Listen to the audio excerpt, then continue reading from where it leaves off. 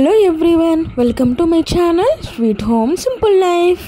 అందరూ బాగున్నారా? నేనైతే చాలా బాగున్నాను. సో ఈరోజు వీడియో అయితే ఏంటంటే మళ్ళీ ఇంకొక కొత్త రెసిపీతో అయితే మీ ముందుకైతే వచ్చేసాను. ఆ రెసిపీ ఏంటనేది మీకు చూపిస్తాను. వెజ్ అయితే అసలే కాదు, నాన్ వెజ్ అన్నమాట. మటన్.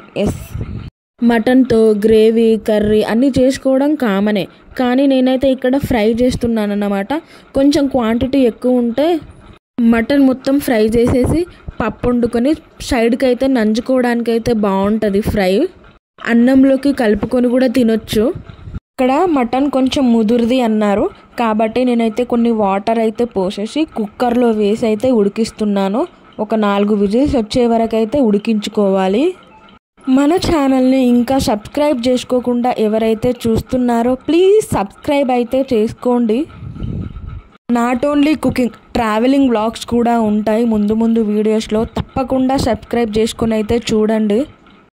సో మన మటన్ అయితే ఉడికిపోతుంది. విజిల్స్ కూడా 3 వచ్చేసినాయి. ఇంకొక 2 వచ్చేదాకా అయితే ఉంచేసి నేనైతే ఆఫ్ చేసేస్తాను స్టవ్. వాటర్ చూసుకొనే యాడ్ చేసుకోవాలి, ఎందుకంటే వాటర్ లేకపోతే కింద మొత్తం అడుగంటిపోతుంది.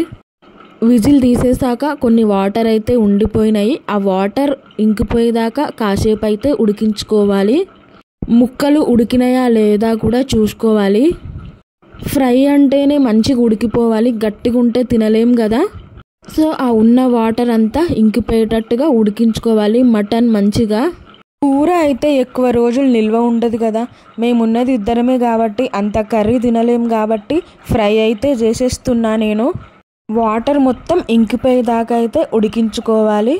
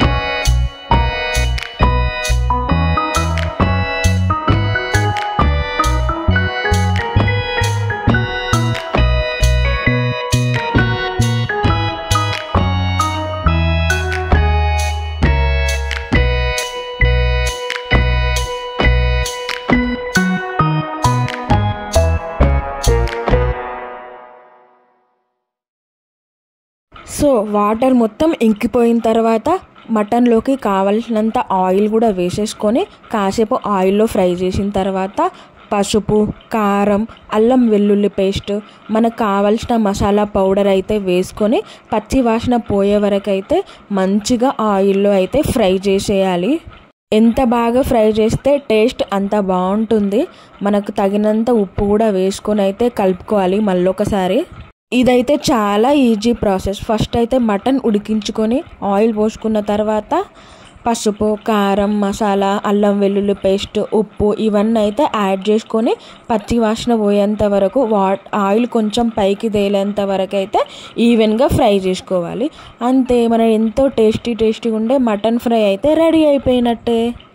మటన్ ఇంకా కొంచెం తొందరగా ఉడికిపోయేదైతే వేరే గిన్నెలో అయితే చేసుకోవచ్చు, కానీ ఇక్కడ డైరెక్ట్గా నేను కుక్కర్లోనే ఉడకబెట్టేసిన కాబట్టి కుక్కర్లోనే ప్రాసెస్ అంతా చేసేసి తర్వాత వేరే గిన్నెలోకి ట్రాన్స్ఫర్ చేసుకుంటే సరిపోతుంది. తర్వాత కావలసినంత కొత్తిమీర కూడా యాడ్ చేసుకొని ఫ్రై చేసుకోవాలి. చూసారా, చూడడానికి ఎంతో కలర్ఫుల్గా అయితే కనిపిస్తుంది కదా. టేస్ట్ కూడా అంతే బాగుంది. నాకైతే చాలా బాగా నచ్చింది. వేడి అన్నం మీద అయితే మంచిగా తినొచ్చు, లేదంటే సైడ్ డిష్గా పప్పులోకి నంచుకొని అయితే తినొచ్చు. ఒక్కొక్క ముక్కలు చాలా బాగుంటుంది. మాదైతే అన్నం కూడా రెడీ అయిపోయింది. సైడ్కి అన్నం అయితే పెట్టేశాను. ఇటు మటన్ ఫ్రై కూడా రెడీ అయిపోయింది. అంతే, వేడివేడి అన్నం మీద తినేయడమే. ఎంతో టేస్టీగా ఉండే మటన్ ఫ్రై అయితే రెడీ అయిపోయింది. మీరు కూడా తప్పకుండా ట్రై చేసుకొని అయితే తినండి.